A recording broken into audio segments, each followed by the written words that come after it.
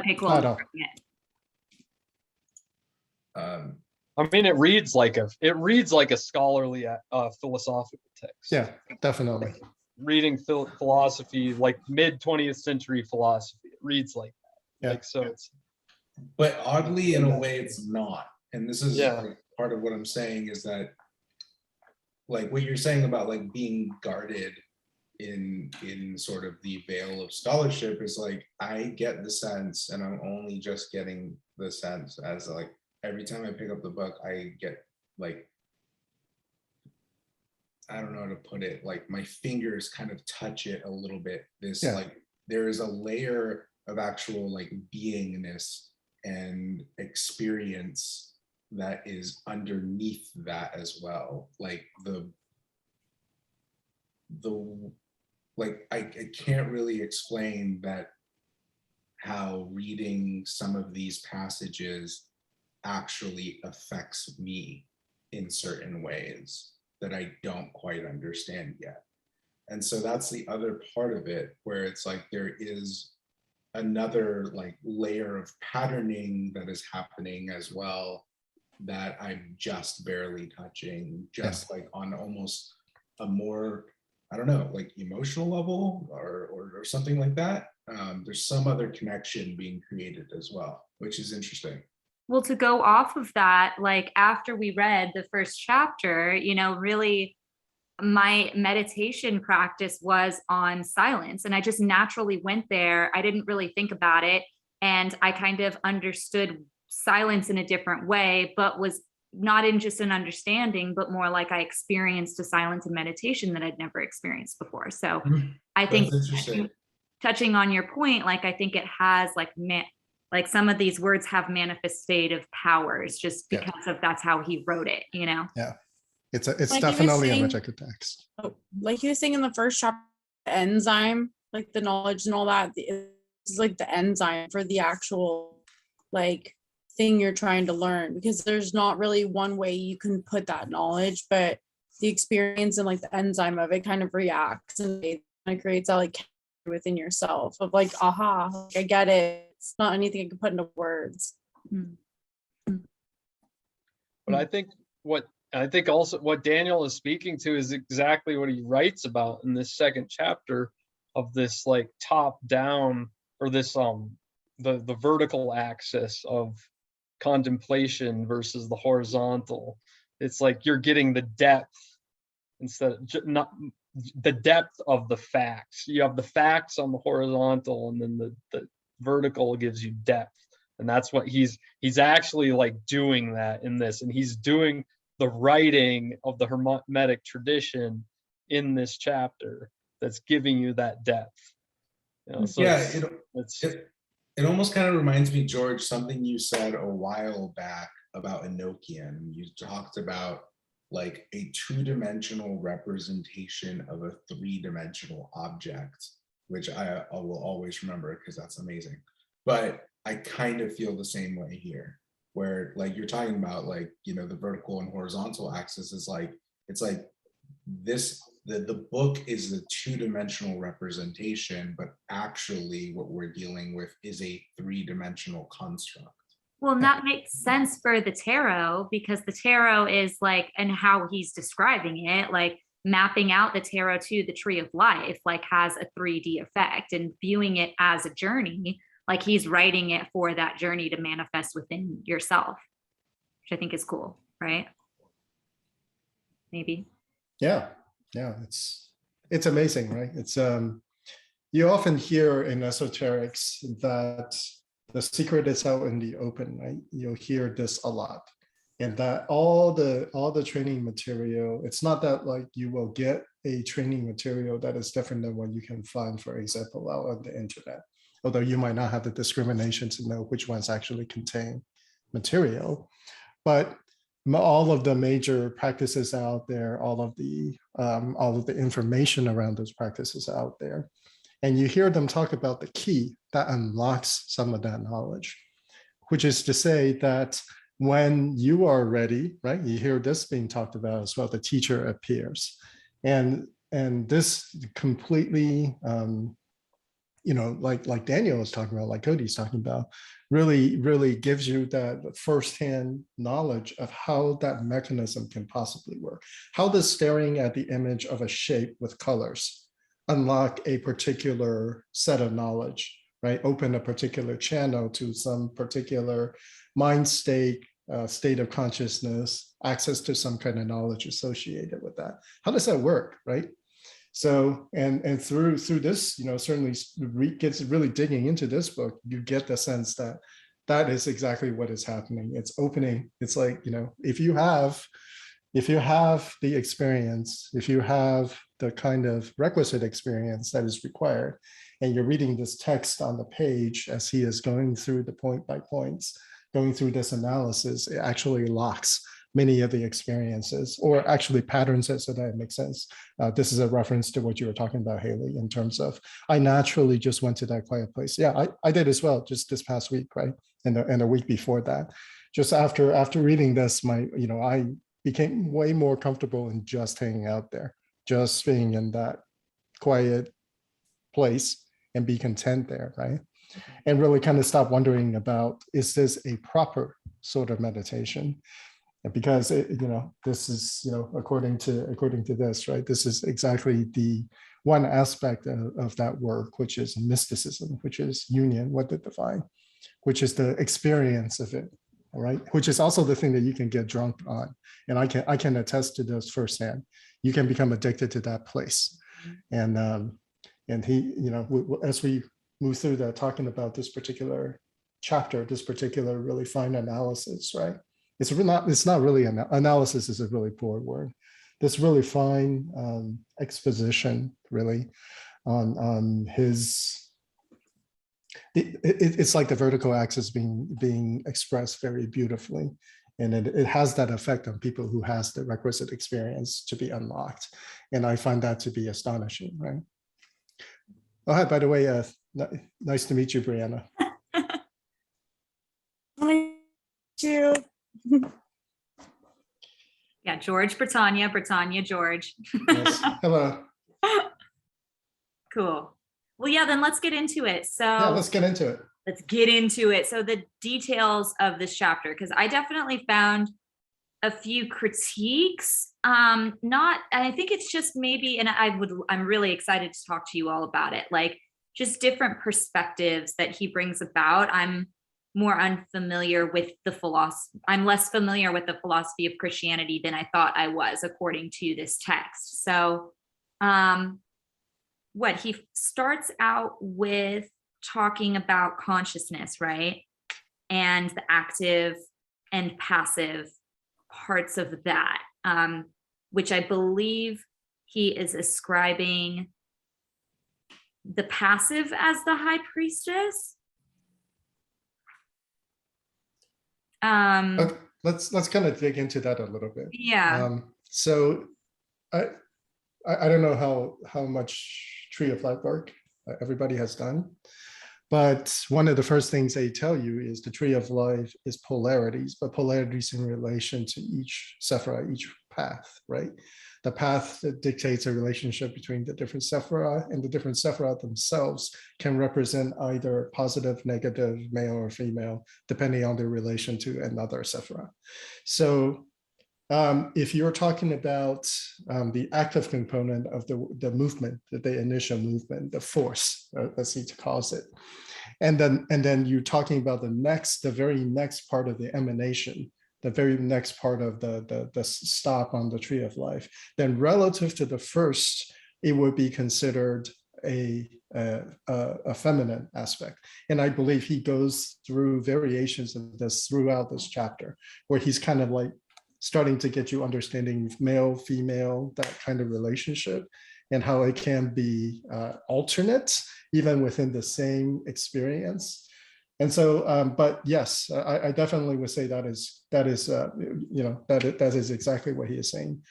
That that there is the force, and then there is the medium through which it acts, the ocean, right, in which the force gives form. And this is something straight out of Kabbalah.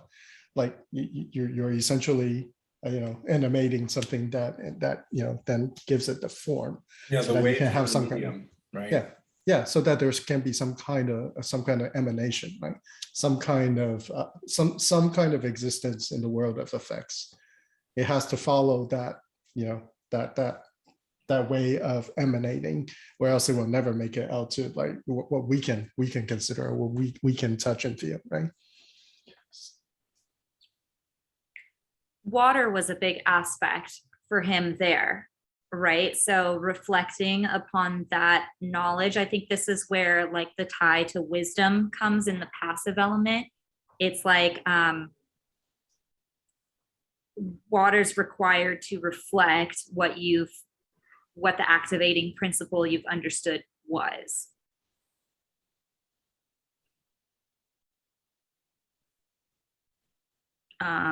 Yeah. Active spirit and reflecting water. Yeah, so there's this great quote that comes out of psychology, which is that like we actually do not understand things through experience, we understand them through reflection. And I think this is part of what he's saying, is this notion that that nothing is really understandable without the reflection. I'm not sure if this is what he's saying necessarily, but my take is something like that, like the comprehensibility of the world actually kind of relies on a duality.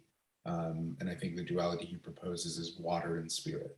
And so the pure act is, I guess I think you can kind of tie back to sort of like the divine force that penetrates, but it's not really anything that can be understood by our consciousness without the reflection to then show it back to us. So then that's where we create the internal object, and then he translates the internal object into memory, which is really interesting because this is like actually kind of psychoanalytic what he's saying. The idea of creating inner objects is a huge part of psychoanalytics, and how we represent the exterior world in the interior and then build models of that.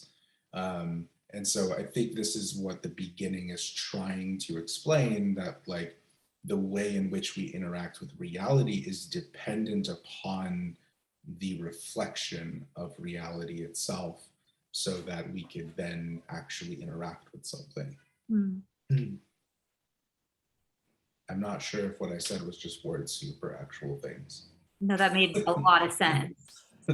I think that tied together what he said well, and really translates to, or like, I think he would agree with you, because he says on page 31, like, then this would not be a new birth of consciousness, but instead would be a return to the prenatal embryonic cosmic state. So like building those things is like returning to maybe the foundation. Maybe that's a little bit of a stretch, but well, I think he's trying to make a distinction here between like what he thinks the end goal is versus what other forms of mysticism have said the end goal is. So for example, like what he's talking about, like the embryonic state that you just pointed out, it's a really interesting quote, because this is kind of like the experience, like if you think about, I mean, I've never experienced this myself, but like in Buddhism, they talk about like the pure light of consciousness. It's like, that's like the individuated state of consciousness.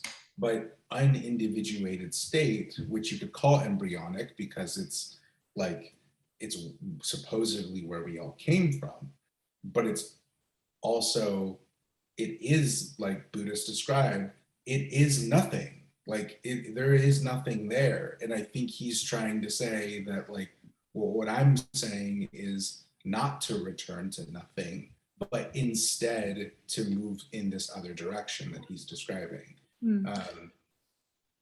Yeah, Haley, there in that particular section, he is making a analysis of the concept of the one. Remember, he presents three alternatives. One is one is two, and one is love, right? Yeah. Those are the three concepts that he specifically points out. And in the passage that you just pointed, you just highlighted, he is describing the state of one, which is the state of no tears, right? You cannot, you literally reintegrate with the consciousness of divine, right? That's the goal of all mysticism, is the literal reunification with the divine. And literally that is what he calls the one. Well, I think he would disagree with that, right? Like, but we could talk, yeah, continue, I'm sorry. We talked about that right after this part, and I do want to really get into that part, because I had a little bit of like, yeah. Not say, for one thing, he's not saying that that's wrong. Yeah, he's just saying that No, that's he's not. the goal of mysticism. Yeah. I like it. Yeah. But he does say that his particular philosophy is love. He does put his foot down, say, personally, for me, it's love, right? But then he goes on and points out the assumptions of the other two, and very eloquently put, certainly from the standpoint of the third perspective, really, really showing you why love is such a central tenet in Christianity. So why the development went the way that it went in the Western current. And it's argued beautifully, and we can get there when we get there.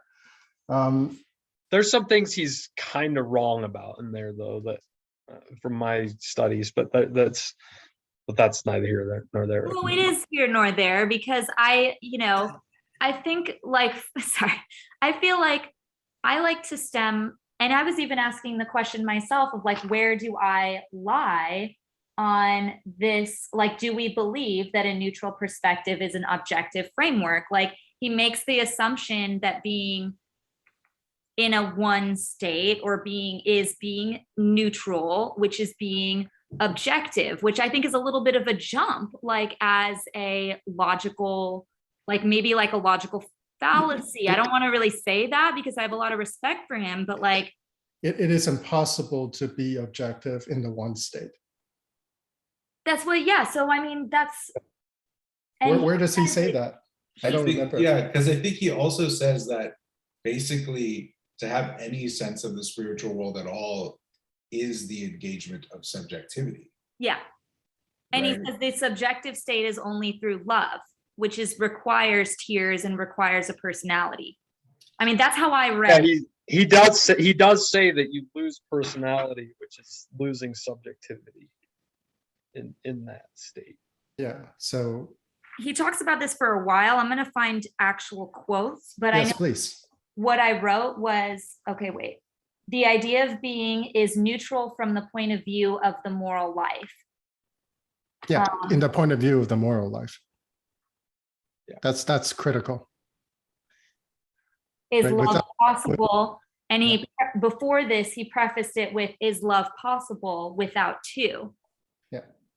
And I think his argument was no, because there needs to be a subject object for that like relationship to occur. Yeah, there's an assumption of polarity for love to occur. And I felt like it was, I mean, this is me being hypercritical, but I felt like it was trying to explain a non-dual state with a dual state. Like if his experience is, knowing that, love requires a two, then I think it's really hard from coming from that perspective to try to describe a one state. I mean, he's trying to like use the comparison of the one and two and the relationship together to describe love, because love is kind of like atomic level. Like you need protons and electrons to like be circling each other, have the nucleus and all and everything working right. Like it's like, yeah, like I see what you're saying, like how it seems like it's kind of a classic philosophical trick where they try to like catch themselves up, but really they're like trying to catch like it's one of those gatekeeping things that you guys were talking about with his words, where like the truth is in plain sight, but it's like hidden beneath like the message. And if you get tangled up in the message, then it's gonna like, but yeah, I do what you're saying, but I think that he was trying to reflect that like. So I let me extrapolate here, and I'll throw this out here, and this is fully to stimulate conversation. after reading what he said about this, it means that God himself cannot be love. Like, God is not love without creation. Right. That's correct. Okay, Yeah. that's interesting. So And there the is whole- no love before creation, and that God through creation, right, becomes love, because that's he talks about the triad, the Holy Trinity. Mhm. And the reason why he brings up Holy Trinity over and over again is because he's really working through this extrapolation, completely in the most Western philosophical way, right?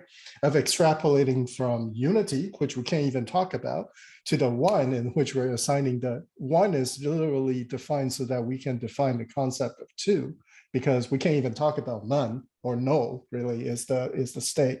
Or on the tree of life, it's the stuff before emanation, right? Is the Ein Sof, or all the three states before the emanation. So he's introducing one to talk about two, but he's really using two to talk about his perspective of love, which is the relationship between one and two. Like it's one of those things, like when you look at the tree, it becomes very like, it kind of downloads that mode of thinking into you, because it's all about the forces in their relationship. And the definition, almost each one of the circles, right, does not matter without the relationship. It's like it has no reality in and of themselves without that relationship, which is, I think, one of the, each one of those things is not a thing. It's not a place that you can go to. It simply outlines the relationship like a mathematical formula. And so if you think about the tree in that way, then that definition starts to make a lot of sense, right? And I think the real genius thing is he slips in the concept of love. It's really a proposition, right? It's a proposition of a definition of love, and it's done so in a philosophical way, right? I introduced this technical term of love to stand for this, abstract relationship between two abstract things, but one is being less abstract than the other, and therefore creating a kind of potential difference in which something can happen. And that is, those are none of those concepts, by the way, are simple, are easy to grasp, because they're purely in the realm of the intellect. But also subsumes, right? Like it describes purpose an of experience. love is to, like, it's not to.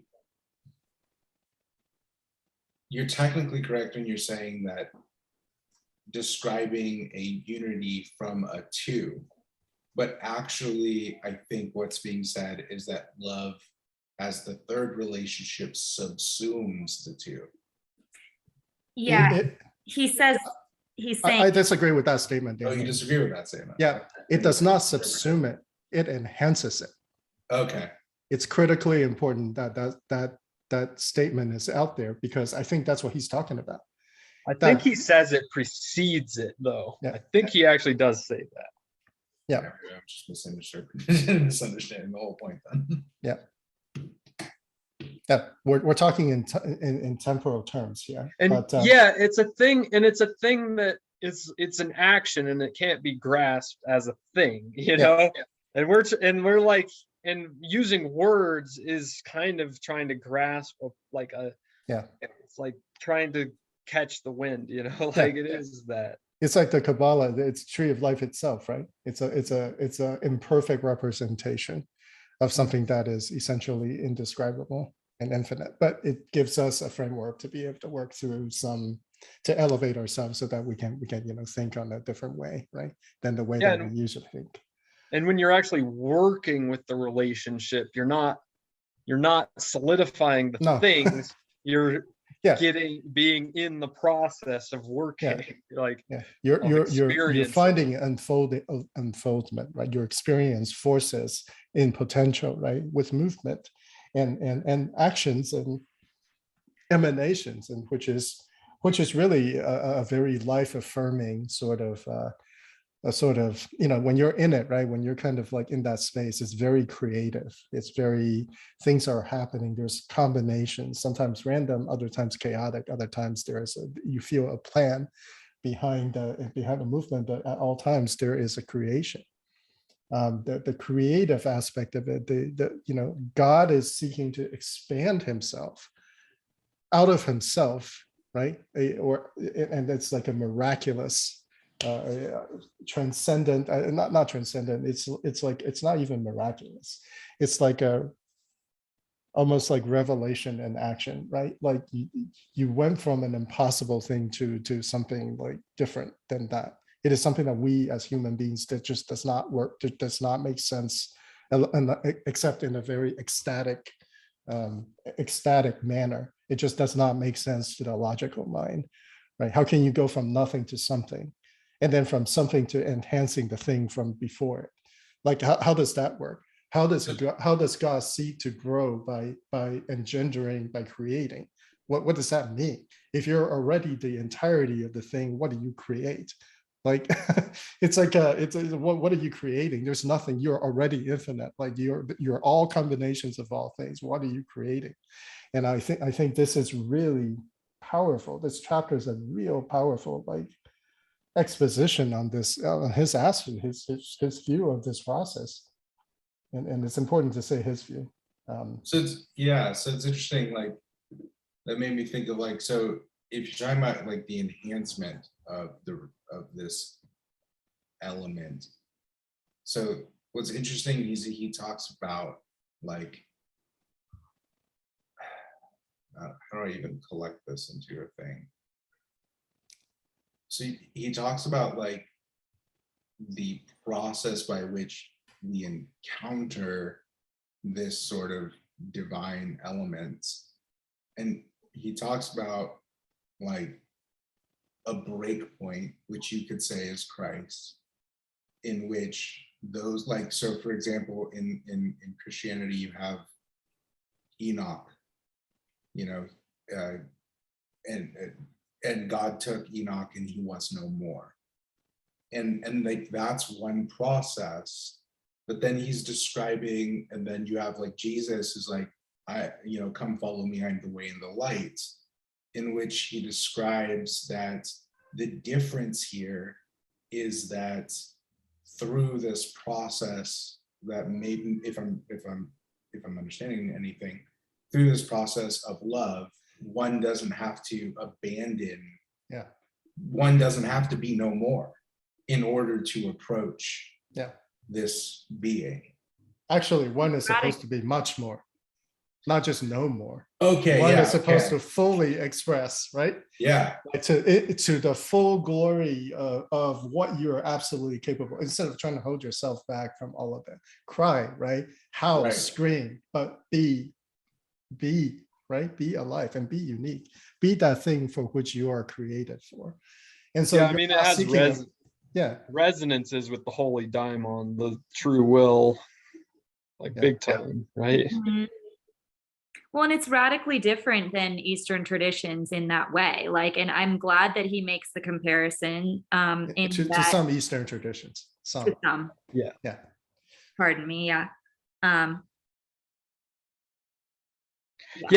And that's what he's wrong about, is that that's not actually the case. Like he says, before Christ and since, and these other traditions don't have that sort of connection. Which hasn't been my experience. That's not right. That's not right. He just doesn't know. Okay, that's kind of what and that's what I mean by like, I don't like to come at things like, I don't like to come at things without experience from it. So even like, what's my perspective on, a one state, a two state, or a love state? It's like, well, I can't really have a formulated like grasp on all of them, because I think until you get to that level, you can have more of a say from it. Like we could talk about it right here, but I do think some of this needs to be experienced like that. Sure. And I have had some, and we have all had subjective experiences in one state. Like it's not always a neutral, like nothing. Like the silence he's talking about is a part of that meditative one state. So I was a little Maybe that's where I'm confused too. The neutrality, once again, is in the context of morality. You cannot have a morality with, like you cannot have polarity within a non-state. That's what neutrality means in that sentence. Neutrality simply is an indication of no polarity. It's Yeah, impossible to form a morality if there is no polarity. So I think this is just pointing to where my own hangups in dual states lie, because I still find value in left-hand path techniques and, value in like the contrast. And maybe he's not saying that there's no value in it.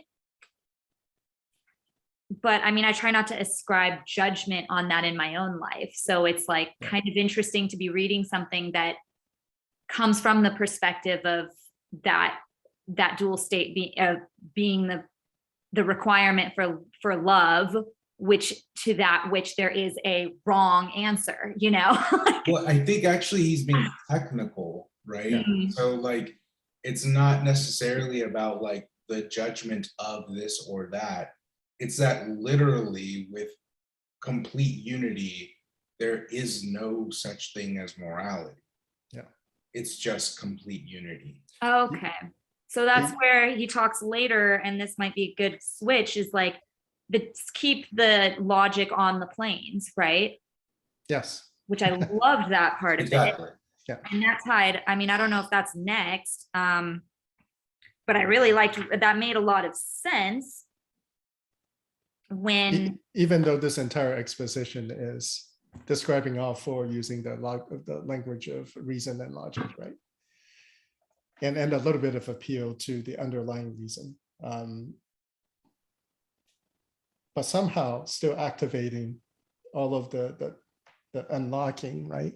Of that weird sense that Daniel feels like he almost can touch, like on the tip of his tongue, something to be just on the edge of memory, right? A recall of some kind, like accessing knowledge in that way, which is why I think this is so masterfully done. Yeah, it's like a dream I can barely remember. Yeah, but I know it was weird. Like that's how I feel. Yeah. No, I mean, that's actually, people describe that, right? To access this particular kind of knowledge. Is it this right here when he talks about contemplation? And the technical ability of contemplation is literally maybe it's not, I'm reading like 20 books at the same time. So forgive me if I'm like jumping around between different books, but what was the word? it's contemplation, right? Where it gives a definition of what that means. Is it this book or is it some other book? He talks about contemplation. Yeah. Yeah. In this chapter, but later in the chapter. Let me see. Yeah. Yeah, I think he does. Yeah, he does, which follows on page 44. So read the kind of sort of throw out the gist of what he says about it, because that is the way of accessing knowledge in that particular plane. Okay. Do you want me to read it? Yeah. Oh, okay. Go if you want. I do. Yeah, totally. Contemplation, which follows on from concentration and meditation, commences the very moment that discursive and logical thought is suspended. Yep. Discursive, like adversarial. Discursive means to move from one point to the other in a string, like in a sequence. Oh, that's what discursive means. Cool. Okay. So Okay. you go from one place to another by linking, like, linking systematically. Yeah, literally you follow some line of logic. It's discursive thinking. Okay. So that you arrive at some point, some conclusion. So the way that we do science, right, it's a kind of discursive. Like there's a process there, but underneath it all is some kind of reason that follows from point A to point B to point C. It doesn't go from point A to Z to B again, right? That is a different kind of reasoning. And contemplation would be like cursive, which goes in. Contemplation would be the way of acquisition of wisdom, really, of knowledge is not the discursive way. It's not the logical way. It's not the reason way. And that's why it's not concentration and then it's not meditation, right? And that's where he talked about it's two axes, right? Yeah. Yeah. The contemplation is the vertical axis, and Yeah. the discursiveness is the horizontal. Yeah, the discursive is the horizontal way. That's the Yeah. way that we engage. But meditation, concentration, I think those are methodologies of accessing the vertical. I think those are, he does not call those like the horizontal, but there are different techniques, because meditation, right? If you're just quieting, that's a union, right? That's a union. You're gone. You've gone back to the previous state, right? To the united, undifferentiated state. Concentration is point, right? You're focusing on a particular thought, and this one is neither of those, which is not losing yourself, right? Or destroying yourself. It's another way of putting it, so that you can recover the previous state by erasing the personality, so to speak, or even experience or knowledge. The not concentration, which is a point of focus on a particular subject, which can lead to discursive thinking. But this one, he specifically points out, is neither of those. It's literally the other pole of that. I've had the experience, and this actually reminds me of In Love with the World, which was our last book. In that I've had this experience where there's like this spaciousness around myself, like an awareness of the universe, like the kind of the whole, or some kind of, it's a mystical experience. I can't explain it, but I still have an identity within that. Yeah. It's like, and I think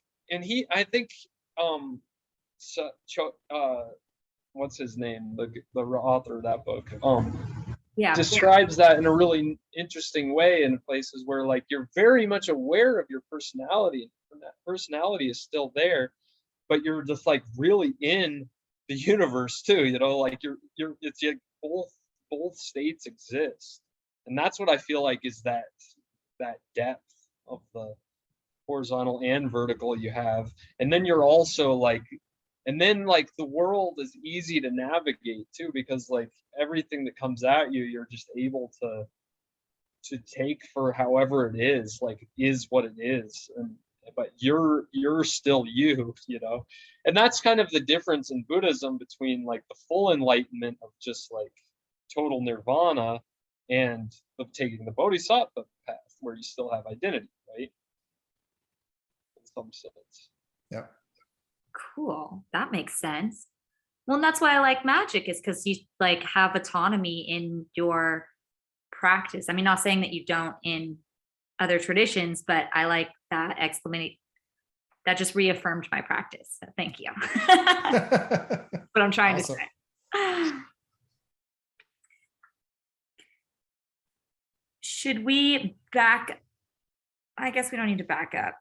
Well, I was going to say, should we talk about gnosis? What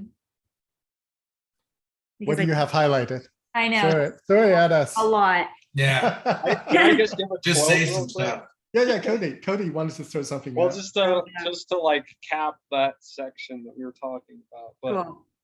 he's talking about the vision. Like nobody's had a vision of God, but the vision of what he's talking about, for this vision, takes place in the domain of essence, transcending all substance. It is not a fusion, but an encounter in the domain of essence, in which the human personality, the consciousness of self, remains not only intact and without impediment, but also becomes that which it is, i.e., becomes truly itself, such as the thought of God has conceived it for all eternity. Truly, truly. Truly itself as God intended. Yeah. Yeah. And that's beautiful. Yeah, it's not a mistake, right? And it's the essence as he's talking about is that like emanation, that emanatory quality of God, whatever that is. And only God really has that essence. Everything else is substance, he's saying, which is interesting.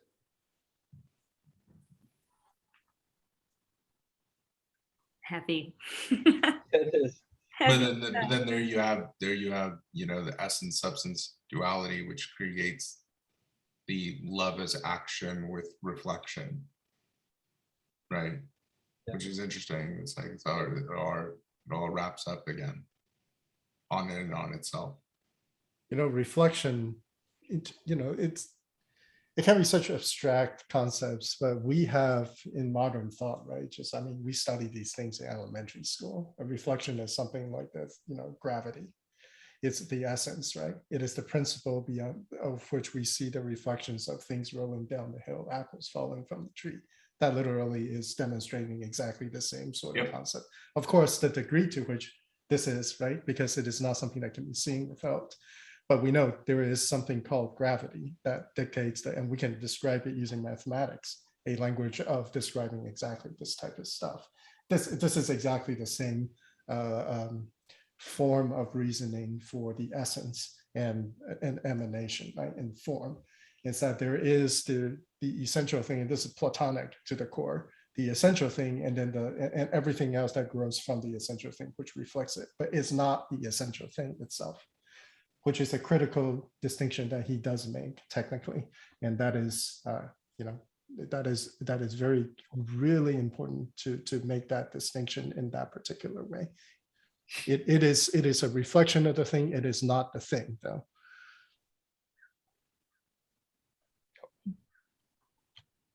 I mean, and of course, like modern physics does back this up, and that there's no thing because it's all just like energy moving, and quantum mechanics even says that there's not really anything in it, right? It's all just, as he describes it, like we're working in science is working from the bottom up, right? We're trying to derive, and there's a logical term for that, derive from examples, the principles. This is there, he's talking about, and later on he does talk about acquisition of knowledge in the other direction, which is the other way of sensing, the way that we are completely uncomfortable with in our modern thinking, which is from that comes all these emanations, going the other way. We are very, very uncomfortable with that, at least at this point in time. I think we were much more comfortable with it at previous points in time. Is that when he talks about psychic and the woman aspect, right? Yeah, it's all wrapped up in there with the dual nature of man and woman, right? So oftentimes in terms of magic, you hear one of the goals is hermaphroditism, which is the full-on like mastery of both aspects of it inside of yourself, with the discrimination, knowing which aspect is in primacy over which other aspect, right? And in what elements and what dimensions. And it's a beautiful way of just randomly dropping a huge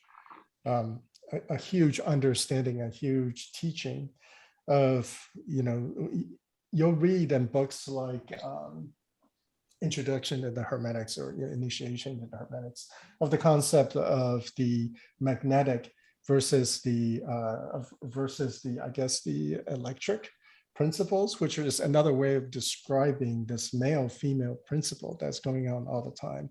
And I love the fact that he described male as being male on the outside and female on the inside in the way that we engage the world, right? Female as being female on the outside, but a abundance of male approach to creation in the physical realm really does put a nice theoretical and quite clear and unmuddled view on why you will experience a certain force within yourself in the way that you experience it. I feel like I've actually read a very similar analysis in some Taoist book too, actually. The Taoism is all about that analysis. Yeah, because Taoism is all about like comparing the passive and the yin yang. Totally. Yeah, it's the full expansion of that concept inside of the system and making use of it. Yeah, and of course Taoism doesn't really talk about like the what the goal is. That's why I love it so much, right? It only describes methods and what works, and everything else is, well, are you doing this thing and finding out for yourself Like, and basically that's all of Taoism with all these principles that we have accumulated over thousands and thousands of years. And Taoism has like landmark states like described that you might see. Yeah. But it never really describes the end. Yeah. Yeah, it just describes progression. Yeah. Yeah, movement from one place to another, right? And when you get there, it's not a place anymore, and then, it's just more progression. And yeah, those are only landmarks, but they're not the thing. Just the way the path that can be described is not the way. It's not the path.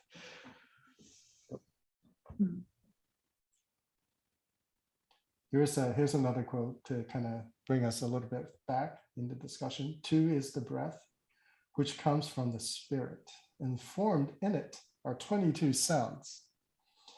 But the spirit is first and above these. Yeah. I mean, sounds super like Taoist, right? Yeah. Yeah, this whole chapter is like a lot of that. It's like, Yeah. that vertical access, heaven and earth, the reflection of heaven and earth. Humans stand between heaven and earth. Prenatal versus postnatal, right? Yeah. Yeah, I mean. Yeah, prenatal, postnatal. Yeah, these are almost exactly the same words you use in Taoism. Yep. Yeah. I like the analysis of like standing versus sitting, like the magician stands and the priestess sits. Because she knows to move from daring to knowing. Yeah. What are you gonna say, Haley? Well, I mean, I need to really meditate on why I have hangups with dualistic states, because I feel like a lot of it gives way to overgeneralized thought that isn't really, and maybe it's just the time that this book was written, but I find a lot of the similarities in the hangups like that he has about different institutions and different things being based on this conversation that we're talking about right now. Like, I almost feel like there's an like it's like the application of the planes thing. Like, this dualistic conversation works in like an astral concept, or a concept where you have ideal selves, but in like the physical world there's more nuances in what those experiences look like. And maybe I'm sounding like a millennial or whatever, but it's like I just the conversation went very quickly to criticisms about like Marxism or criticisms about like Freudism, and those were piggybacked off of these really important, legitimate conversations. So there's, for me, like a little bit of like what is giving way to what there, Okay, so are you having some internal reactions to I think I can kind of understand what you're saying in terms of there's some gaps in what he's talking about, with kind of like are you having like little dark sections where things are not quite lighting up for you, and it's just kind of like the continuity of the chain of argument is broken, and therefore you're like, wait, but how does that move into this sort of statements about this okay. Yeah. So before we can get into those critiques, we have to talk about the third state, which is love. Without that, none of that stuff would make any sense whatsoever, because he's actually making an argument for the inclusion of love as the third leg of that equation, or as a leg of that equation we as human beings should really take into account, right? Because there is I will say one, but there is no one. If there's one, we can't even say the word one. One only exists to define two, right? That's now a concept that we can somewhat grasp onto, because two is the number of language. Without two, we cannot have words, at least not humans. God can, we cannot. It does not belong to us, that ability, right? At least in this current stage of development. But then he adds into the third concept of love, which is the relationship between this and that, the polarities, right? It is that relationship of continuity, but it's also a relationship of addition. Like it adds to dividing something into two by making a third and then gendering 10 and 10,000, as we would say in Chinese, literally creating the world of forms. It's infinite creativity, and it adds to the thing that was split. All the while enhances that. And this is a critical argument for that third leg, which is the leg that he personally subscribed to.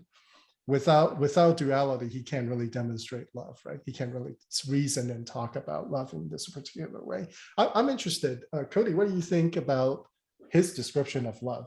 Was that alien? No, I liked it. I liked that a lot. It wasn't alien. I like that love is that magnetic force, is that like, it's like the yearning for connection, and that thing that actually engenders creation. It is that engendering of creation and creative force. That's Interesting. that's my take, and that's my take on much of this chapter. So are you saying that for you, then it's love is the attraction between polarities? Yeah.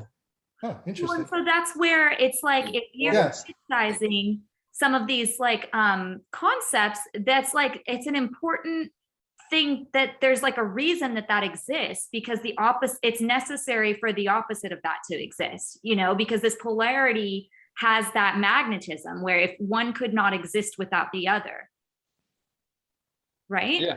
Yeah, he like agrees one with wouldn't be you. there without two. So it's Yeah, kind they of like, can't. I mean, I just don't appreciate like and you know, when it's like criticized in that way, because it's like it's necessary and has its place in society. If you choose, Wait, what's being criticized? I'm not clear. I What you're think I think Mark, he's agreeing with you. oh yeah, Yeah. Yeah. because like Marxism was Freudism, and it was said, He's not criticizing Marxism and Freudianism themselves. He's criticizing the being trapped in a philosophy.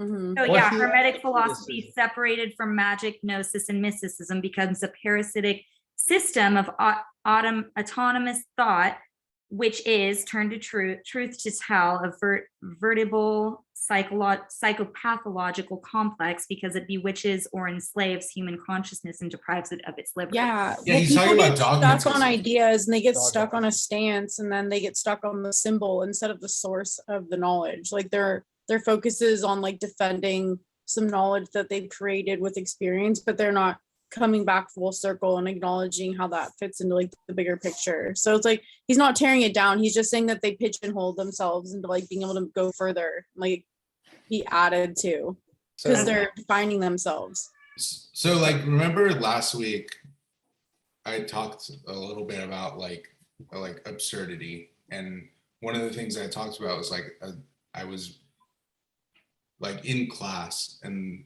they were talking about like this argument that's going on in psychology between like evidence-based treatments and psychodynamic treatments.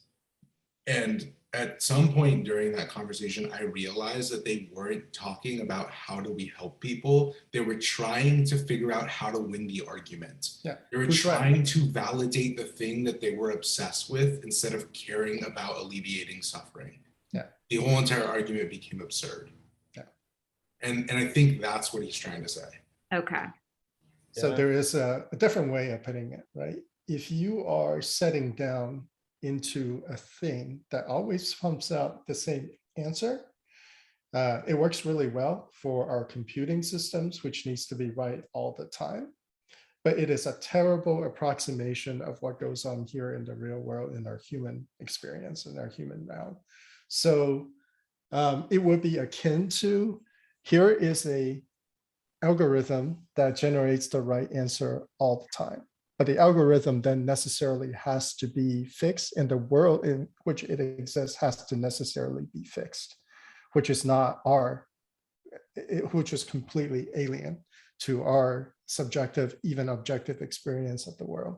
So the criticism can be thought of as a critique for things that are generative all by themselves because they are fixed in some dimension, so we can give these answers that are always giving the right answers. But the right answers only exist in the worldview and the assumptions that are inherent in those systems of thought. It erases all other aspects of existence that we call the human experience. This is actually a huge part of why the world is the way that it is right now, is that people have mistaken automation for expertise, or because they're really pigeonholing what is this thing that generates the right answer, as opposed to exploration in the realm of experience, in the realm of interaction and agreement. We're trying to reduce the world into very, very simplistic automations, so that we can always arrive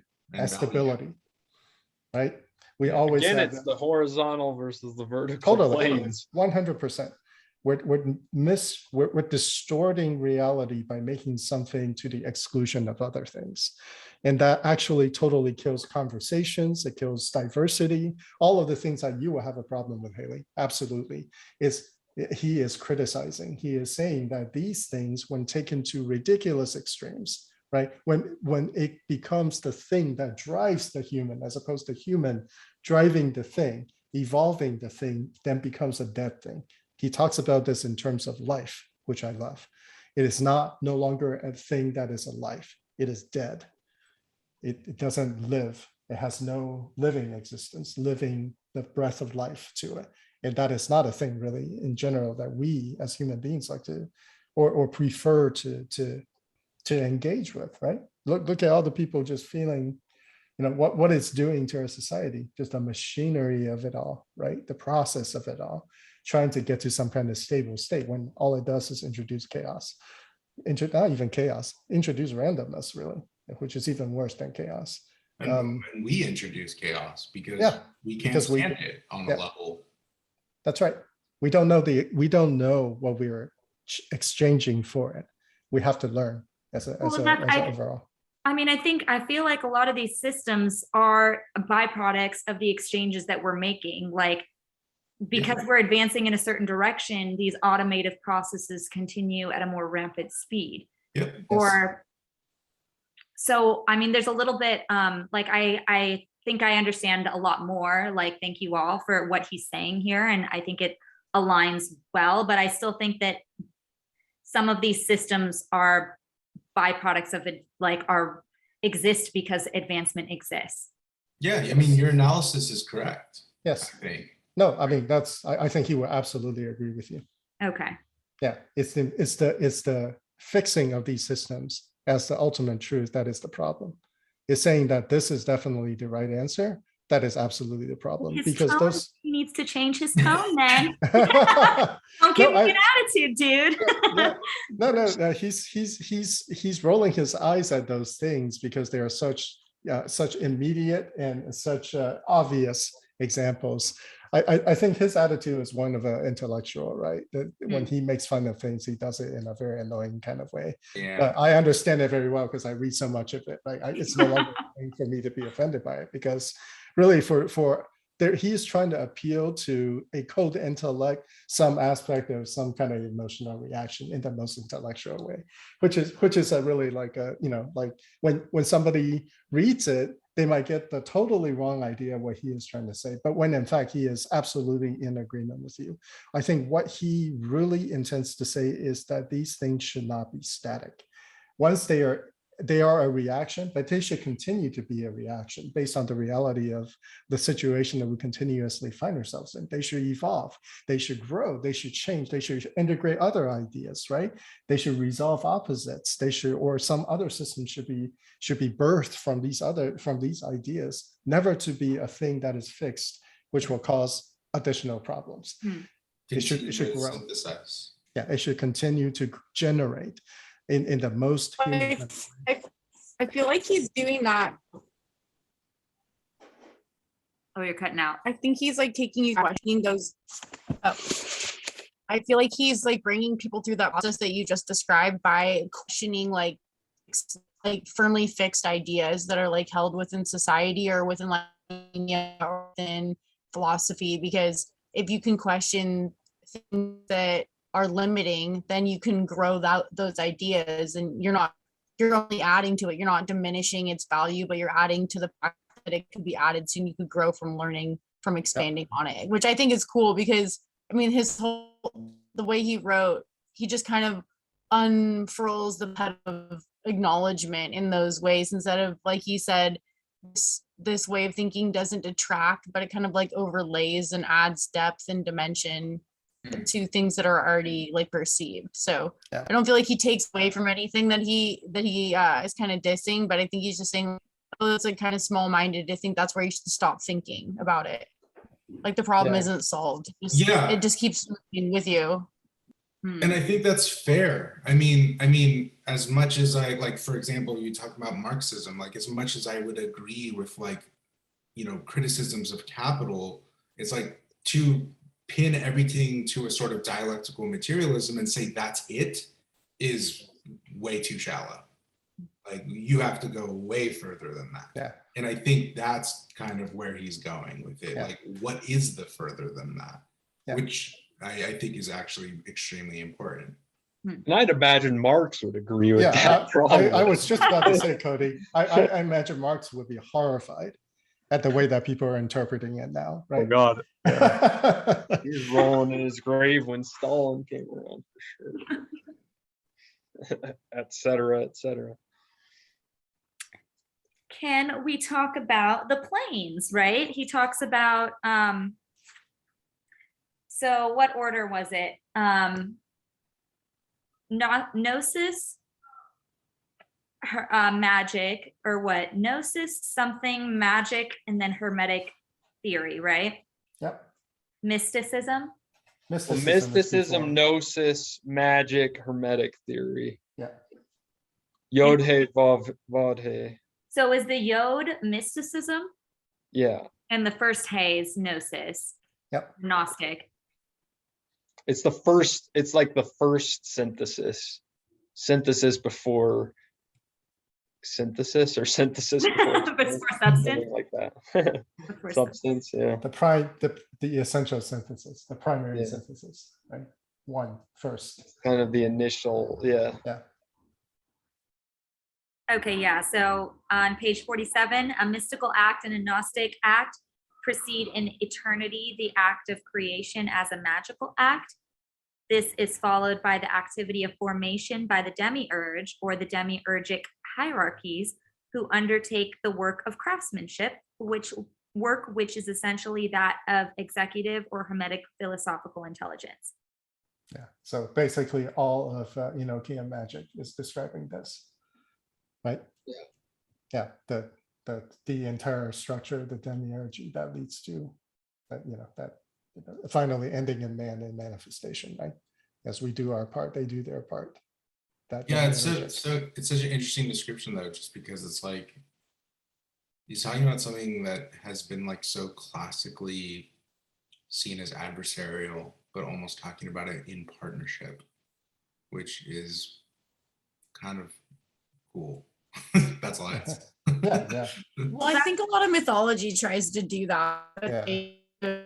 Like not great job at it sometimes. Like, I don't know, I think the interpretations don't do a good job, but like the fact that he brings up analogy so much, especially in like the first chapter, I think that like there's so much of magic and mythology that like is carried through analogy. Same with like what he was saying with the Bible, that a lot of like the parables are analogies, like Adam and Eve are analogies for like 1 and 2, but they're not supposed to be taken as literal. So people, when they stop at the literal explanation and the whole iceberg effect of like the knowledge beneath it, which is like so much deeper. So that's why like him bringing up those stages, it's almost like an alchemic formula to like be able to get to the understanding. Like you have to have the right ingredients and you have to be at the right circumstance to have everything be understood in that way. So then you could like keep going. Yeah, you have the vocabulary to read it.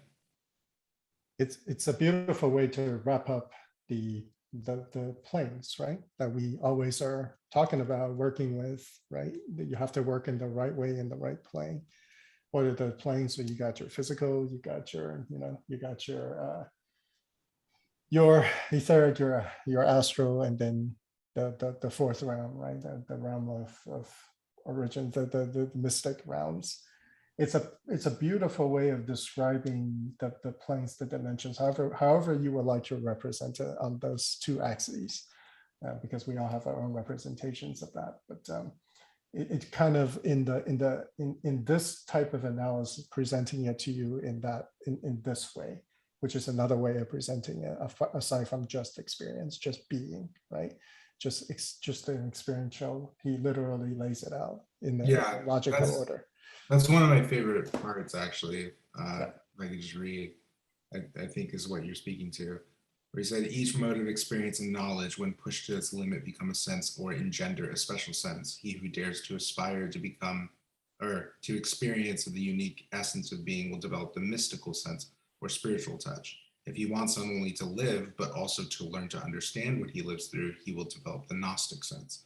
And if he wants to put into practice what he has understood from mystical experience, he will develop the magical sense. And if lastly, he wants all of what he has experienced, understood, and practiced to not be limited to himself and his time, but to become communicable to others and to be transmitted to future generations, he must develop the Hermetic philosophical sense.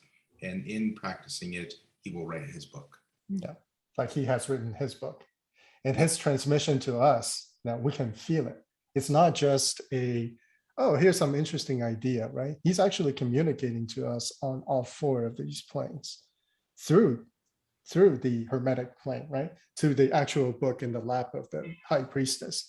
He Right. himself is a And it master. sums it up. The Yeah. Hermetic sense sums all the other three up into one sense. Yeah, and he himself obviously is a master of the fourth art, right? Because he is completely capable of transmission of many of these concepts that will make sense in the other planes as well, which is, it's the self-referencing, self-unlocking, onions upon onions of meanings here. Right? It takes practice for people to be able to think organized way about this, right? Instead of just having a one-off experience, a one-off instinct about something. He's very clearly even prescribing practices through this analysis, because now, right, if you're like, oh, hey, I really want to develop this sense, which is useful in this route, like, which by the way, all have names on on the tree of life, right? Like, then I must develop this sense. How do I develop this sense? Well, I need to be in communion or using the right methodologies to be there for long enough to develop this into an instinct, to a sense, as he speaks, right? Something that's just instinctually you can react to. It can cause movement within you and potentially emanation in any direction throughout the planes. So Yeah. I think it crystallized. I've something that I knew before, like, even though you think something is right, doesn't mean it's the best for your life. Like, that's something that I had to really learn. I mean, during my ayahuasca ceremony, just thinking about the planes in that way, and what I believe on one plane doesn't necessarily translate to the outcome that I want for my life. And that's just one example of using the rules of the planes to keep them in their proper place, or something that is ascribed to one place doesn't necessarily need to be ascribed to all the different planes. Mm. Yeah. Yeah. Clear way to put it. That's why I like how he used the phrase transcendence, because I felt like it was the best setup for that use of the word specifically, because you're not losing any knowledge, you're just gaining a better understanding. So you shed your old ways of thinking, or the things that you needed to believe, or even morality, beliefs, values, all those things, they can change with circumstance. So as you train, as you've gotten older, you've seen things that you look back on, you're like, oh, I'm ashamed I did that, but in the time it didn't seem wrong, but back on it does. So it's you've seen your morality change and stuff as you're transcending and gaining a better understanding and knowledge, more fuller picture presented, so you can see the how complicated the nature is of everything. When people talk about politics or war and stuff like that, you know how deeply they understand by how they phrase what they're saying and stuff like that, because things aren't simple. And, you know, the more you understand that they are complex, like you can transcend that knowledge of grasping to those things that pigeonholed you into like just think one way and staying there, which I think was like really fun. Just even reading this book was kind of like eye-opening to like questioning whether I still do that, and like making sure that like I do kind of argue with myself about what I'm reading, and then circle back around, reread it, and then grow a little bit more from it and kind of let go of some of the stuff that I was holding on to while I was reading it the first time. It kind of made me feel like I had a fuller understanding, especially when I reread the passages that were a little dense or, you know, struck me really like deeply, where I was like, oh man, I need to read again. It's that process of unfoldment, right? You can't skip any of the steps if you want the emanation of unfoldment to be stable. It has to be embodied, and the only way to embody is by walking every step of that path instead of skipping it. You might temporarily gain an acceleration, right? But in the long run, you will slow down because you didn't form a firm enough of a foundation in that. And that unfoldment itself is life affirming in many ways, because it implies change, it implies changing your mind, it implies making a different decision. And so therefore, right, all of a sudden the concept of the will, especially of the free will, becomes something that is not so black and white. It becomes something that is, I am absolutely going to will and make mistakes, but then that is just the growing process and the life affirming process. And I feel like there's a strong component of life affirmation in the way that he is driving this point to his point of view, which is growth through interaction, growth through kind of this process of continuously engaging in generation and creativity of more and more variations and more opportunities for growth, all the while maintaining the overall principle of love, right? Because love is the opposite of fear, and fear is literally the absence of love. And by applying this principle, then you can see why, right? Love is the one principle, because it erases, because you cannot, a lit room cannot be dark, right? It applies an overall structure for this can seemingly a very chaotic growth process by giving you an overall principle that will always remain true, which is love is the only real. Everything else is just temporary, right? And then alchemical speak, you're always trying to refine the gold from the dross, which is to say, find the things that is true, the things that will outlast the temporary existence, which is everything that will die with you. Question: how do I phrase this? On the quest of enlightenment, is love the channel there? Like, is love the only channel there, or is this one? It's a channel. This is one specific path, right? Yeah, it's a specific path. Okay, that's. Yeah. Some people will arrive at this by physical exercise. I think I'm trying to generalize this also. Yeah. And I think that's wrong here. I think in the Christian Hermetic path towards enlightenment, love is the time, and reflecting Christ energy is the goal of that state, right? Yeah, it's a path.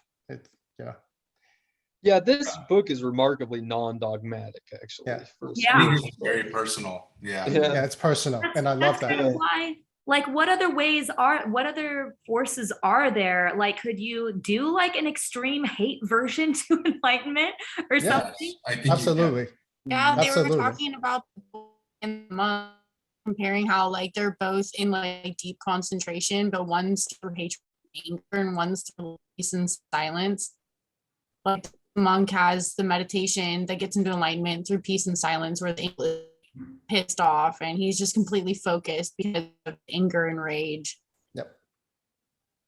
It's just another approach, right?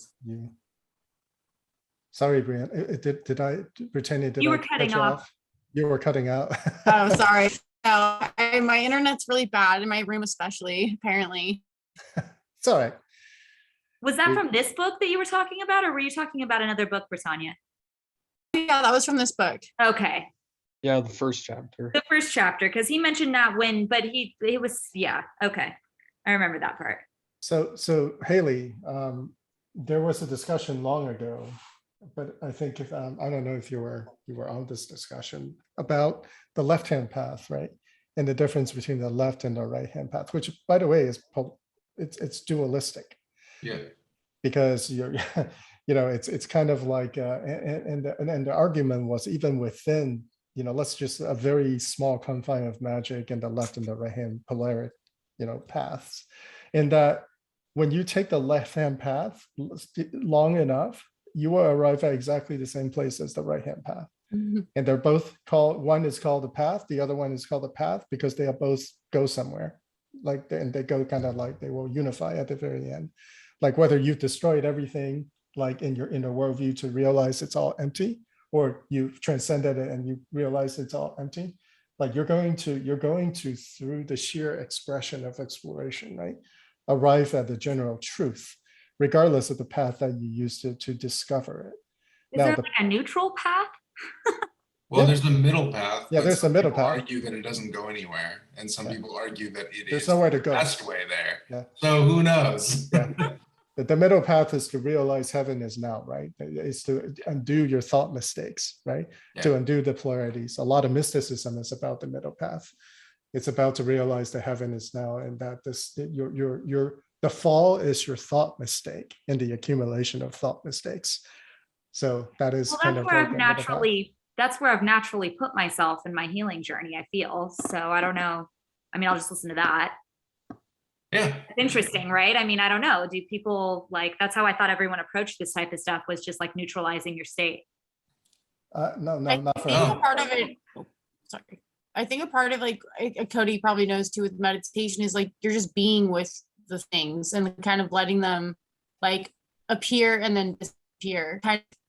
Kind of like how they're talking about the Empress is like she goes from like daring to knowing. There's like that threshold that we're all at right now, and it sounds like that might be like part of it for you, but like especially with like meditating or anything, you have to let things happen and like be in the moment, and kind of you're not observing because you're like in it, you're not interacting, but you're like in it, you're experiencing it, but you're also a part of it. So I think that's where like when you recognize that you can't really hold on or let go, that you kind of just have to be, and that's where that like threshold is. I think that might be bothering you To be in with the text and like where how he's describing it at least. Yeah. So Haley, the traditional saying is there are many ways up the mountain. Specifically to address the thing that you're asking. Okay, that's what I thought. Sometimes I even feel like the saying "as above, so below" is somewhat of a middle path kind of thing, because it's just like it's kind of like saying it is what it is, right? Yeah. Because it's all just, and I even read this book from a perspective that's kind of middle pathy, in that I see like this process that he's describing as just the process of creation. It's like, and he describes it as the process of creation, and just the different iterations of that. And so every human has this process going on no matter what. And he's bringing awareness to it, because if you bring awareness to it, then maybe we can do something with it more. We can follow it better in a way or something. But really it's like it is happening. And that's kind of what, like, that last book we read is like awareness is there whether you know it or not. Yeah, I mean Sikhism has a similar sort of overarching philosophy, which is like, if you look at like some of their major temples, it's like the symbology behind the layout is that everybody's on their own path, but ultimately in their belief it all leads to the same place. And so that's why they don't try to like convert people to Sikhism or whatever, because they're like, yeah, you're going there anyway, so just do whatever you want, like, and then we're gonna go over here and do whatever we want, you know what I mean? And so yeah, I mean, I think the interpretation of like this being his path and he's transmitting his path forward, I think like it's something that seems to resonate with me heavily, which is why I'll probably revisit this text many times in my life. But for the sake of others, I think it's more just an affect of like, well, take what you can learn, and whatever's your path, walk that, you know. Yeah. Once, if you say that this is the absolute way, right, then it goes right into the same critique Yeah. as like the Marxism and the Freudianism as being the only way of seeing the world. And what he does beautifully is not to say this is the way, it's to say this is my way. This is, and I'm going to communicate it in the way that I know best, right? I'm going to just say, for me, these are the evident truths. And here's my very, very well put together argument for it. It's probably one of my favorite like esoteric texts. And it's extremely Christian in its presentation. And I love it. It's like presenting it in the best possible way for me, right? It's like, oh, okay, all these concepts now that seem foreign. Well, they're not really that foreign, right? Or, oh, they're completely not foreign at all. It's just something that's already in me, right? Like it's just part of the heritage that I have. And it's just already in there, and it's just going ahead and giving a structure around which I can be okay with it. Yeah, I think that's what was the hardest part for me. I don't know, because like I know you had the hangups with the Marxism and the Freudianism being kind of like called out. But yeah. I honestly was having a lot of trouble with the Christianity part, because I don't know, like I've grown up around it and I'm familiar with it, but I just like those were the parts where I was like, I disagree. And then I'd have to be like, okay, all right, I see what you're saying.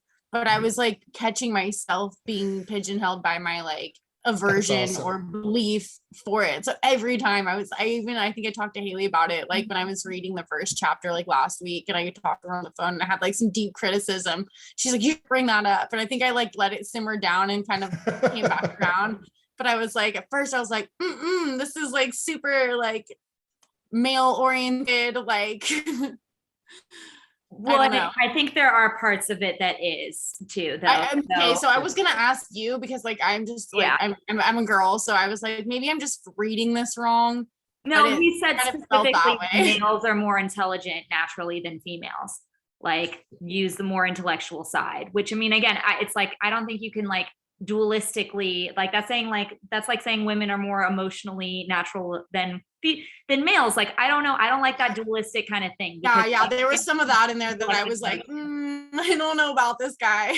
Like intellect and emotion aren't something that can be gendered in my perspective, like because I feel like they come from multiple streams of energies within your body and should be balanced out in your body in that way. I mean, I don't know, maybe again, maybe there's different, maybe I'm not right in not thinking in energy patterns, but I mean, we're all manifested in this reality, and we do and don't get a choice in the sense that like, we don't get a choice of how we're born, we do get a choice of how we live. And so like same with gender at this point in society, which is fucking awesome. But I think it's really cool that book kind of like we're kind of addressing that right now, to where like don't think that it's an engendered thing, but I think that us being able to like live our truths and be our beings kind of washes away that duality in a lot of ways, because it's like the relationship that matters, not the actual like duality. Kind of like how love's what matters, not the one of the two, really. It's like they couldn't exist without like the whole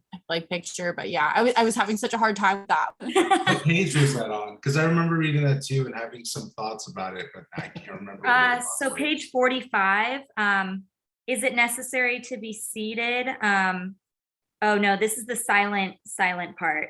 To establish an active passive state of consciousness or state of soul which listens attentively in silence, it is necessary to be woman, i.e. to be in a state of silent expectation and not of that activity which talks. Like I think that so that was there, which I was like, okay, I think that time period women sat in contemplative silence, right? Sure, but is he okay? So, and maybe I'm ascribing too much generosity, so maybe that's the case. But is he actually talking about women, or is he talking about the state of void? Okay, he does put it in parentheses. Yeah, I absolutely did not read that as physical or even energetic gender, but as a way of describing, as a single word substitution, to describe various qualities that would be easy to talk about and easy to match up with the symbology of the card. So Yeah, you're like I saying think you it could as an have easily said analogy. positive and negative as opposed to Yeah. man and woman. Or yin and yang, right? Like Okay, so people it's more often- of like the analogy then. yeah, literally it is a placeholder. It's A or B, with And A it- ascribed a certain quality and B ascribed some other qualities. I mean, I just feel that that's dated, but Well, Yeah. yeah, Wait, very well, well. exactly. All language is comes from is in the ability to communicate any idea. Yeah. It has to be understandable to your audience, right? So it has to. So like using a word like woman is like it's describing those qualities which people of his time and his place would understand. which But I mean, see, I we're think, coming from this like postmodern, like yeah. gender is a construct world where that's like not as relevant anymore. Like Which that Yeah. I agree with, by the way. using that word that doesn't, we can actually, and we have enough other things to use now Mhm. that we don't need that necessarily. But back Well- then, that was an expedited word to use. Back that's then, like, women sat in a state of silent expectation. Like, Yeah. and that's Yeah. kind of this part that's sad about it is like, Yeah.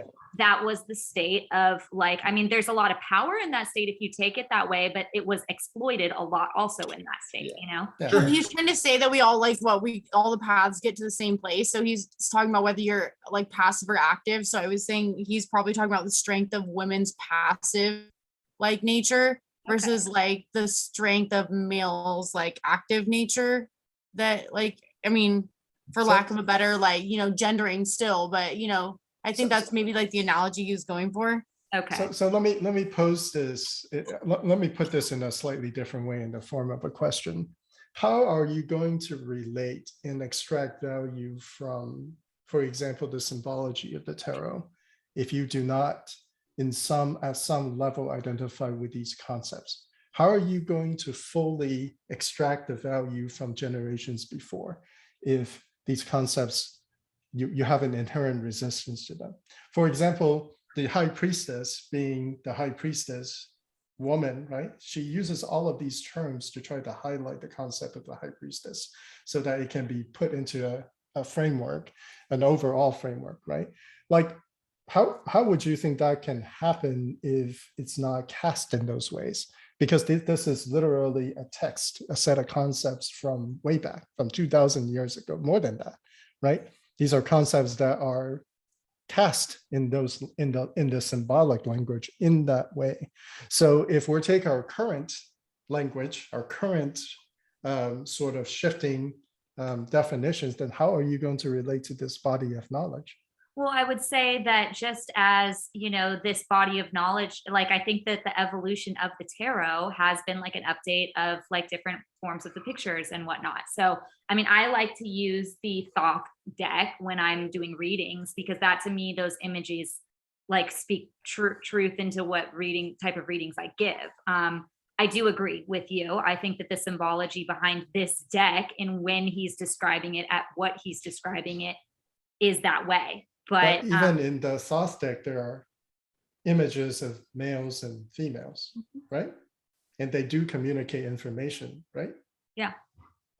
And there See, is and that's why I kind of like pulled that analogy or that feeling of like, there's strength in like women sitting and being silent where, whereas like, it seems like it's passive, but you're going to circle back around and get to the same like end of the path or like, go down a different path, but to like the same destination as like what he would call like the masculine, like more active energy. So like, I kind of felt like it was just trying to like give a polarity to like positive and negative, evil and good, and how he was kind of describing like that. He wasn't like labeling things like that to make dualities, but to like show you the relationship between the dualities. So I think that was like the point that I took away from that after I reread it the second time. Because the first time I was like, I'm a little triggered. I got to read that again. Again, I think it's the tone more or less, because I absolutely agree with that. And I absolutely agree, like in a relationship, like I'm very performative female, like, and I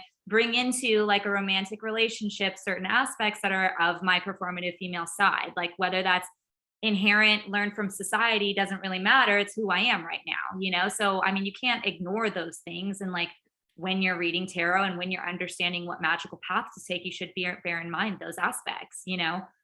I just think it's the tone that he used that I was a little like, you know, but that's again, I just need to like take a step back and be reminded of the context that the book was written in and take the underlying like wisdom that is there and not be too like hardcore about it. So the good news is, right, given that now when we read the text and we look at the symbology, that we have an inherent disconnection from the source material also implies that there has been an overall consciousness progress from that point to this point. So that's something that I also like to point out, is something that is also quite apparent to me, because we are having all these little issues as we're going through reading the material, that there has been an overall evolution of the consciousness of the human race, because the people that are writing this stuff are the best of their times. And at this point in time, we have bootstrapped so much on that previous state of consciousness, and we are in the phase of shifting into something quite different, I would say. Our assumptions are really updating to a point where much of this stuff will not make a lot of sense for too much longer. Aside from the aspects that are the downloaded knowledge and the mystical union, right? Because those are inherent human experiences. But in the way that things are being transmitted, we're probably going to have to change quite substantially for it to really connect with the generations, you know, younger than you, Haley, who absolutely will have even way more problems with the kind of way that this stuff is being presented, right?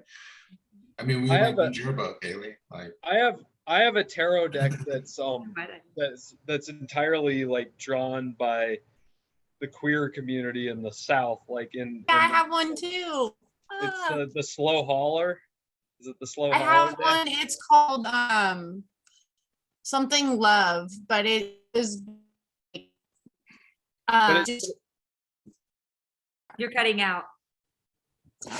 the internet. Wow. Well, yeah, this tarot deck throws a lot of those gender categories off. Like, it's different. It casts off those gender categories.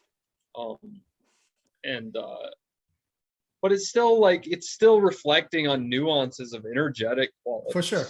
You know, and it's actually speaking to the time and the place better in a lot of ways. And that's a beautiful thing. So yeah, it is a living tradition, and that's a great thing. You know, we do learn to like communicate things in different ways and with like different nuance of energy and of energetic forms. And I think that's cool, of like how like symbolism, how polarities, like actually the subtleties of the transmissions between polarities. Yeah, I mean, I think it's less about the literal thing and more about like, can you translate, or like, or can you even situate? Like I think a lot about like the traditions of music, right? And I think about people like there are people now who will say things like, oh, well, like, I don't know, like this form of music is not real music, or like the best music was like classical music that was only made by like white dead guys with little floofy wigs. And it's like, well, actually, like, yeah, that music is beautiful, but it's not the only representation of beauty that can exist. And it's not even the most appropriate representation of beauty for the story in which we're situated in, right?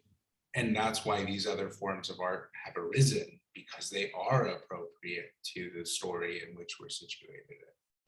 They came out of necessity. Kendrick Lamar isn't going to come out in the 18th century. It's just not going to happen. So it's like that's like the overarching like sort of like movements, I think. And I think like that's like, I think when he's talking about hermeticism, he's actually talking about a current. And so like he's generated his link in the current, but I think he also expects that other people would generate links in the future. Mm-hmm. Yeah, I like how he talks about how he like accepts like ideas from the past, present, future. I don't know. I came up with this like, I was reading the first chapter where the village, it truly understand it transcends the analogy. Like you see and you see to the depth of like, and that like not doesn't make the knowledge any less valid or true, which I really liked about this because it challenged me to do that like in real time. I was reading it. Yeah, the part on analogy, I mean, that's where like ideas of this book can transcend through, because it's like if he describes analogy like up front in the beginning, so you can have these concepts be a little bit more less time maybe oriented. I think he disarms you from like disagreeing with his analogies too, because he also like kind of tried to cover his ass because back in the day he talked ill of the church or went against it, they would like straight up kill you. So he had to kind of be like, I'm not going against the church, I'm not going against any of your philosophies, I'm just adding to them, which I thought was really smart of him because he kind of diffused the problems before they could arise for him. Like it's like, man, that's good. He should have been a lawyer or something. Like that was fantastic. Part of the long tradition of people who are explorers who did that, right? In the Western tradition, all the going back to the medieval, through the Renaissance, through before that, they were trying to really figure this out. And that is part of the problem too, like, and that's difficult about these kinds of texts is that they do have to be couched in some specific ways in order for them to exist at all. Yeah. You know what I mean? And so like frankly speaking, like Meister Eckhart's one of my favorite mystics. And if he wrote just what was in his head, I'm not sure we would have any of his writing. Yeah. So it's that's what's like interesting about it all. Yeah. What were you gonna ask, Cody? Oh, no, I didn't hear what Daniel said. So then I think my brain put it together finally. Yeah, I put a link to him in one of our emails and in hopes that I would do further research. So do you have like a book that you'd recommend or anything? I can send you a YouTube video. Cool. Oh, we put on the Discord. I want to hear it. When does he alive?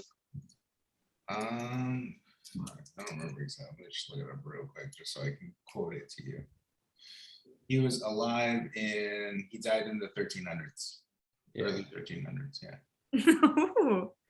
Yeah, it's old. But this dude is sick.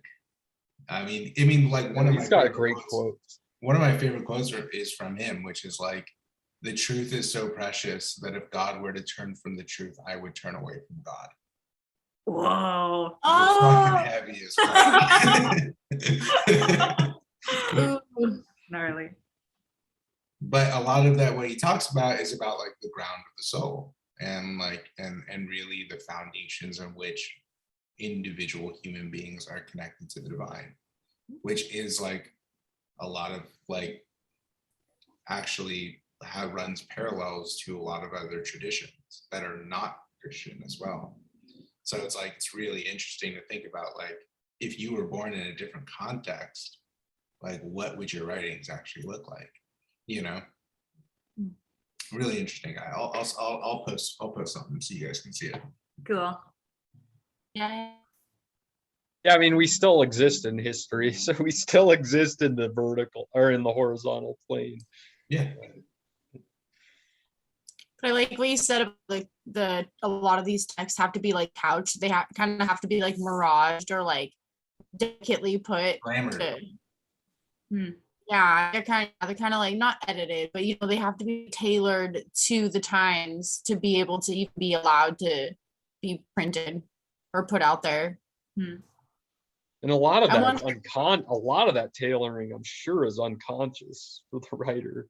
Yeah, and that's what I thought was cool about him, is at least he acknowledged it, because it made me trust him as a reliable narrator more than like when you read things that are very like one-sided and that kind of like you could tell will take up arms against like whatever tries to argue, instead of like using those opportunities to like add to the understanding of like whatever topic. Like I felt like he did a good job of being like, oh yeah, Christianity, Hindu is coming in here, you're welcome. Like,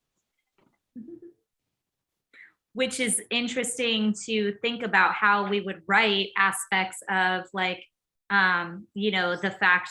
So page 39, I found the quote.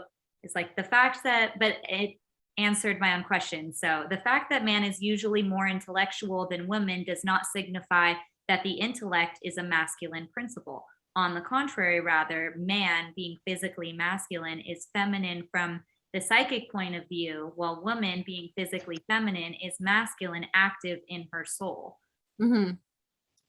I think I need to unpack that a lot because it's very like dual, there's a lot going on in that sentence. But if you were to write that now, like that would like cause a huge, you could not write it like that right now. So it was also like a shock of me just seeing something written like this, and reading it for now, not that I haven't ever before, but you know what I mean? In the current ethos. Yeah, that speaks more to the current, what is allowed and what isn't, right? The Kind of freedom to proves how much say, we've grown. yeah, the freedom, well, actually, I would say it's the converse of that as well. Our inability to digest something that can be perceived as offensive and not allow that to be surfaced is a problem. Well, and this guy, I mean, if this was, written now, it would be seen like there would be a huge backlash for it if you Yeah, were he'd be canceled. you'd be canceled. Like, Yeah, he'd be canceled, right, by all these woke people, even though he's writing about awakening, right? So the fact that he is silenced is the challenge of our age. That where we say, oh yeah, church, right? We have to work around the church. Well, today we have to work around wokeness. We have to work around like political correctness. We have to work around what can be considered right or appropriate for the current environment. And the disallowment of the other voice is the prevailing sickness of our age, in that we've carried that to such an extreme that things like Nazism doesn't seem like that extreme to us anymore, because we on our daily basis encounter things that are way more extreme than that. Back then they have to pretend like they were a real political movement. Today they don't even have to do that. Like and so that really points out the limitations of our age, right? If we were writing today, we have to think about, oh, we shouldn't be canceled. Yeah, that's a problem. Right? How are we going to have a real dialogue? We can't even state our point of view, right? So we can't even state it in a form that does not already automatically conform to what the average is saying, right? Yeah, even if you write something like that and then explain the hell out of yourself, Doesn't matter. what You you will get wrote canceled will on be a single taken out of statement. context. Yeah, for sure. Because And it's then not really canceled. about what you're writing. It's about using what you're writing as a weapon to make a point that is not potentially not even about you. In fact, you don't even matter, right? So well, and I that think is, we're also conditioned to go to like from a victim standpoint. So like, for instance, when I read like the woman sitting in whatever, I immediately took it as like a disempowering thing, when in fact he's talking about it in an empowering way. And I think that's because like we're conditioned over and over to think that somebody's exploited by like the words that you use, because in the past it has happened that way, Yeah. So I mean, I think changing our like subconscious narrative of like, okay, not everyone's like, not everything that you say needs to be victimized or like put into this like, kind of, I don't know, dichotomous relationship. Like, but also then while you're listening, understanding where the person's coming from when they're talking and like what what, because those are all signifiers also of like where you stand. Like we use those as like social leverage now of like what type of education you have, like what party you are a part of, like where you were, grew up, like all of those things are like embedded in those like terms. And that's like that's also like being able to code switch is like a valuable tool now, but also to be able to like listen to know what somebody's actually trying to say is like a valuable skill that's not being taught because it's not supposed to be, because it's also a way to other and stigmatize ourselves. So like even this argument is like used to stigmatize the generations from each other. I just went in a big circle there, but I hope that made sense. no, this stuff is That's right. secular, right? Yeah, well, and political correctness is like ever evolving, but it's also like the same thing. Like you guys pointed out, that it's just learning, and we're constantly having to like push the limits of how we can word things correctly without getting. So So I mean, I challenge you guys to think about the next Jesus, right? Because the temple high priests are pushing political correctness about what can and cannot be said about the faith, and it took somebody who didn't give a fuck about that to really make a change. So Yeah.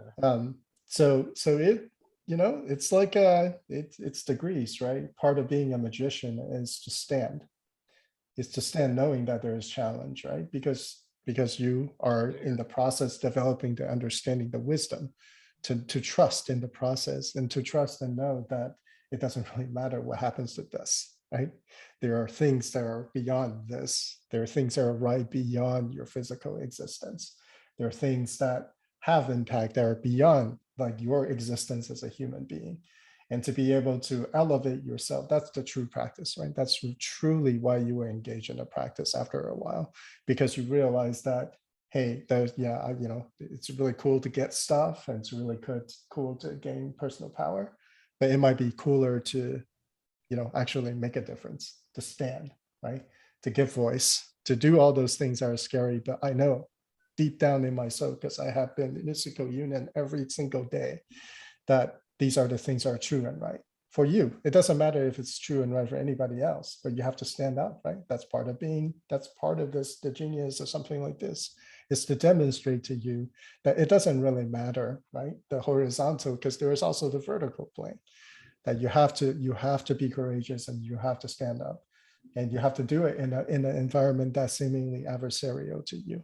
Well, For the I mean, I best. think that I think it depends on what you're talking about, but I agree on most things, you know, Yeah. but I do think that there's like more subtle types Sure. of like winning, you know, type of conversations that do more transformative work than having to, like, I think code switching is an important thing to be able to transmute like healing messages often. Sometimes. Oh yeah, no, I mean, like nothing can ever be presented in the exact same way for everyone. Like that's 100% correct. Like, oh, like ultimately engagement with other human beings means meeting them where they are to bridge the gap with the other. Mm-hmm. Like, and that is in and of itself the expression of love. That is the act of building the bridge between one and another, as opposed to simply holding the other as a representation within one's mind and not actually engaging with them. A false two. So I would agree with you that there is value to these kinds of things, because they allow those connections to even be possible in some circumstances. I will offer the counter positive, because I'm an old Dodger that's potentially been around for a little too long. And this is the saying of, I am responsible for what I say, not what you hear.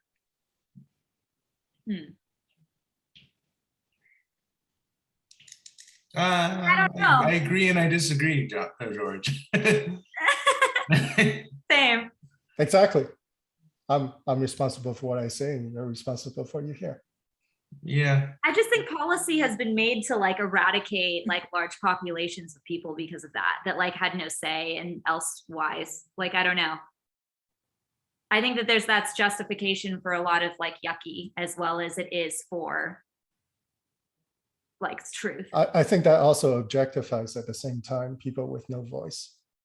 Yeah, because I think what he's trying to say is that like we can empower the people with no voice by noticing that they don't have a voice. So kind of one be accountable instead of just the victim being the victim and the persecutor. You know what I mean? Like it's like a play with well-defined roles, right? And that's not the truth.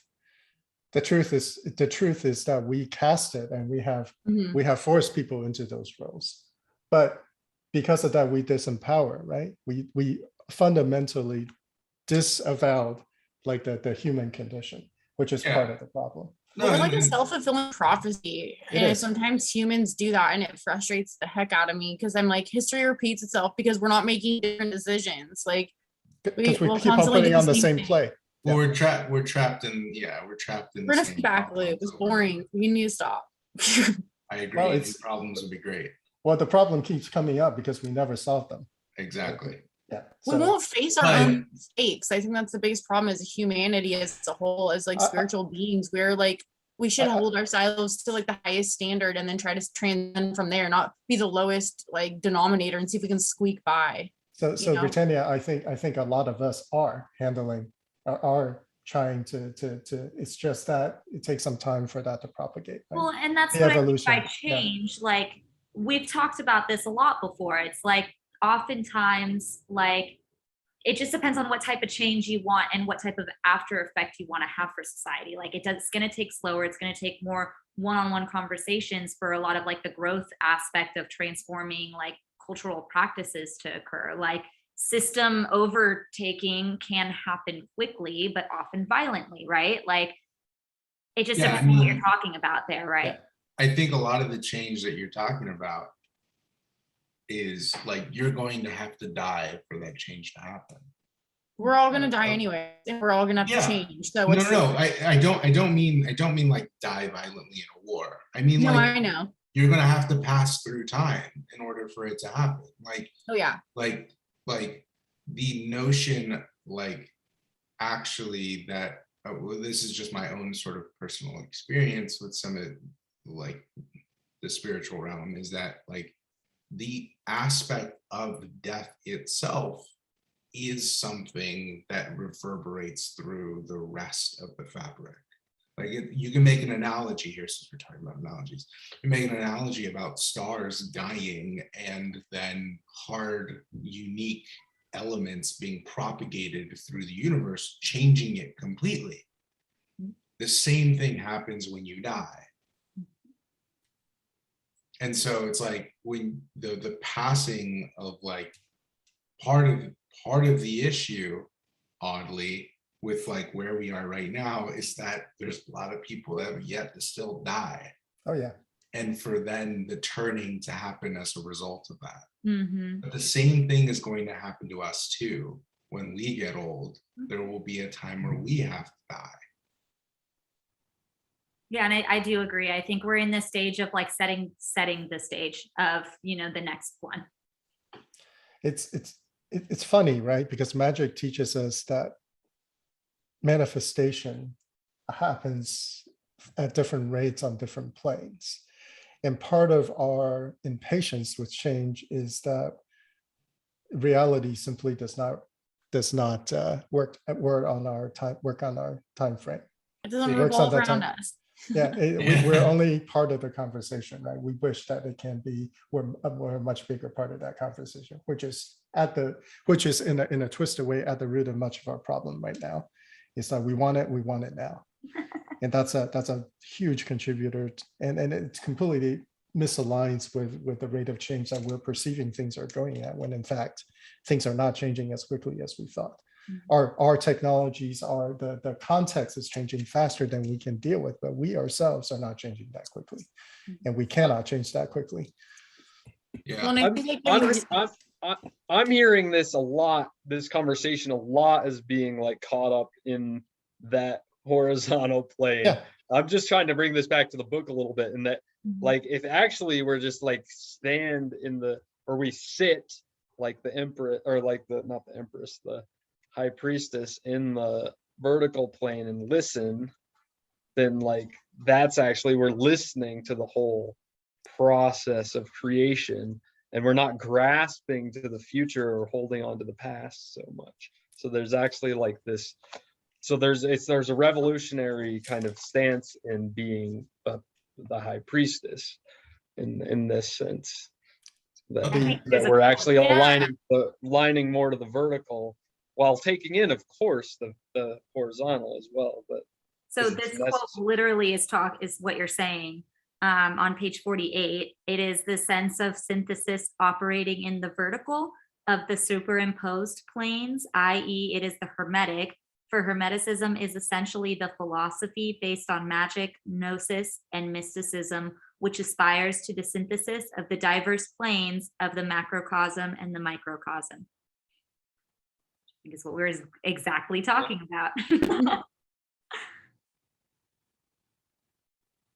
Okay, yeah, fine. I don't know. Continuing thoughts, final thoughts. Are we ready to go? I mean, we can not go too. I'm just saw an opening there. Yeah, quickly turning into one of my favorite books for those of you who are in here. I love it. Yep. I agree. It's an incredible book.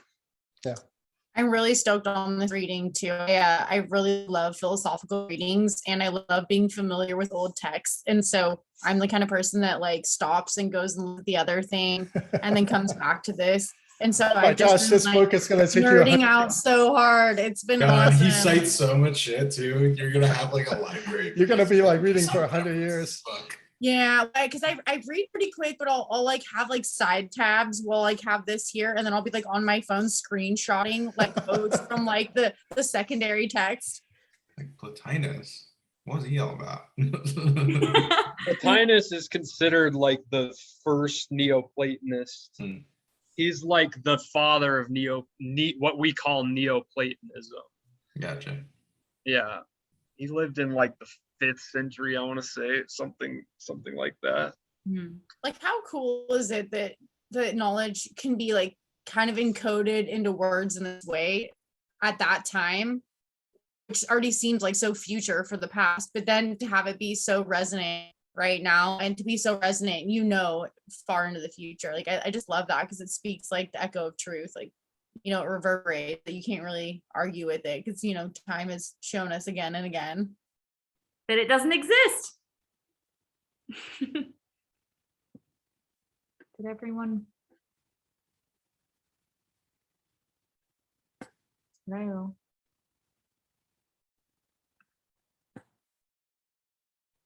Oh.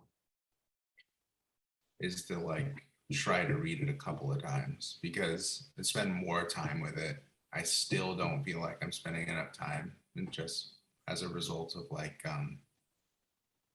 work and school and everything that I'm doing.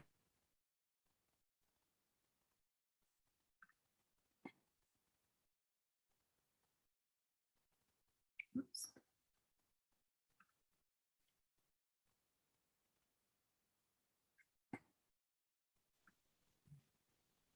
Are you all still there? Sorry, I'm blacking out. Yeah, you're good. You're still there. We're still here. Are you still there? I am now. But